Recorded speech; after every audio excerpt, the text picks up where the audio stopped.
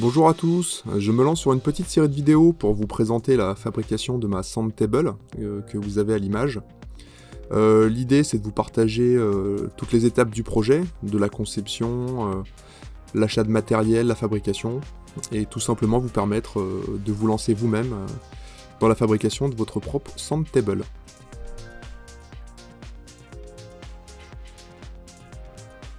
Alors pour les moins bricoleurs qui seraient intéressés par ce type de table, on a la société Sisyphus à l'écran qui fabrique et commercialise des Sand Tables avec différentes dimensions et différents styles.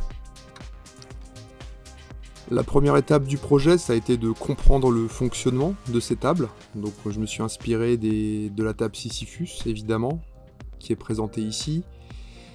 Différents projets de tables sur le même modèle, en mode circulaire. Évidemment l'importance des LED et de l'éclairage sur le rendu final, ou encore des petites options comme une bille magnétique permettant de mettre un personnage au-dessus, ce qui plairait particulièrement à ma fille. Pour ma part, ce qui me paraissait le plus abordable et le plus simple, c'est ces modèles à 2 axes, avec un chariot qui se déplace surplombé d'un aimant.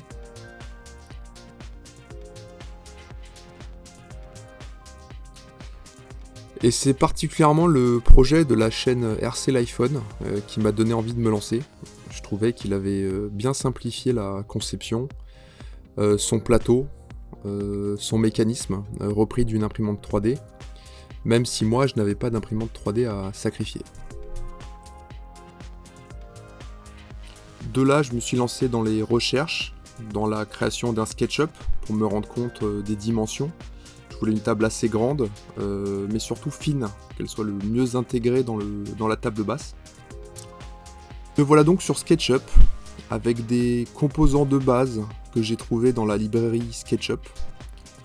On y retrouve les moteurs, pas à pas, qui vont piloter les axes, des chariots, des roulements, des roues, des pignons, les profils V-slot que j'ai pour le coup choisi en 20-20 pour rester le plus fin possible, ce qui m'a grosso modo permis d'économiser 3 cm sur l'épaisseur de la partie mécanique de la table. La suite en accéléré, ça donne ça.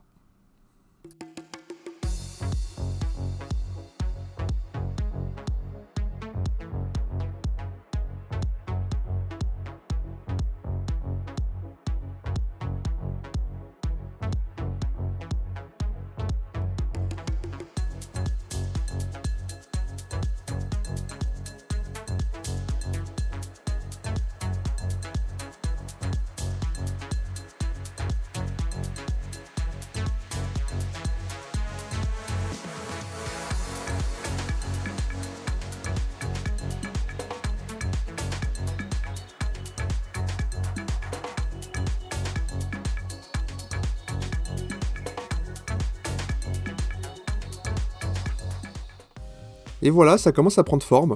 En rouge, j'ai choisi de faire une transmission entre les deux côtés de l'axe X, étant donné que mon axe Y est assez grand, il fait 70 cm. J'aurais pu choisir de faire 2 moteurs. J'ai fait ce choix de la transmission, au risque de devoir mettre des moteurs plus gros. Reste à ajouter les butées de fin de course.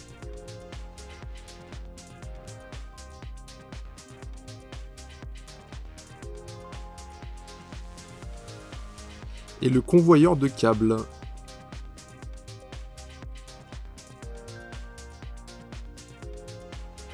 Ensuite, au niveau du style de la table, j'aime bien le style industriel, le mélange bois-métal, les roulettes très pratiques. Reste à voir comment intégrer toute la partie mécanique, électronique, que ça reste le plus fin possible, et le plus accessible et démontable possible. Voilà ce que ça donne en accéléré sur SketchUp.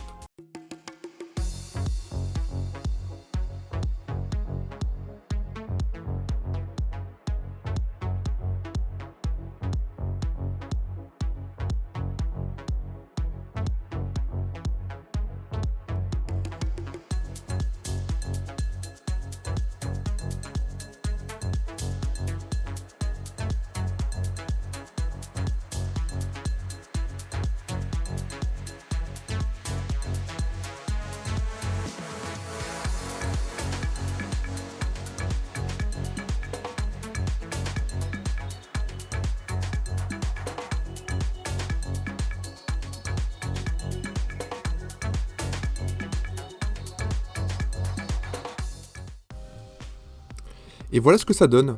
Un premier plateau en bois pour accueillir la partie mécanique, venir y fixer les rails, mais aussi accueillir l'électronique et tout ce qui est câblage. Ensuite, j'ai fait un premier cadre en bois qui me permettra d'y insérer le deuxième plateau, amovible, celui-là. Et toute la partie habillage, finalement, se fixe sur ce premier cadre. Toute la partie roulette métallique viendra se fixer, elle, sur l'habillage. Un détail très important, c'est la distance entre l'aimant et la bille. Il faut qu'elle soit la plus petite possible. Vraiment, chaque millimètre compte pour que l'aimant ait le maximum de pouvoir magnétique sur la bille. Et vu que la table est très grande, ça va faire beaucoup de sable, donc beaucoup de poids, avec un risque de flexion du plateau. J'ai fait pas mal de tests, et au final, l'idéal c'est vraiment la surface vitrée. Avec 4 ou 6 mm d'épaisseur de verre, ça suffira largement. Et enfin le plateau d'habillage supérieur, amovible, qui viendra lui aussi accueillir une vitre.